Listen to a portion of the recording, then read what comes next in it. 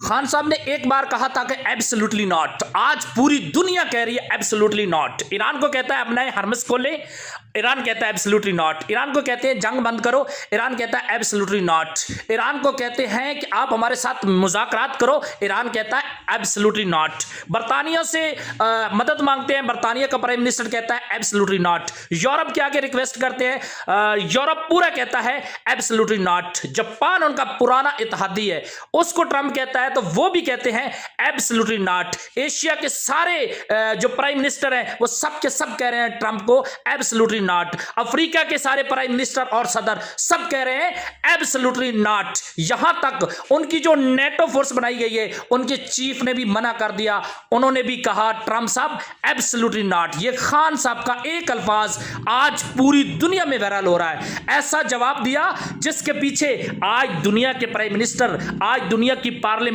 House, आज दुनिया के ऐवान, आज दुनिया के सदर खान साहब की नकल कर रहे हैं। खान साहब का एक बोला हुआ अल्फाज भी ब्रांड है।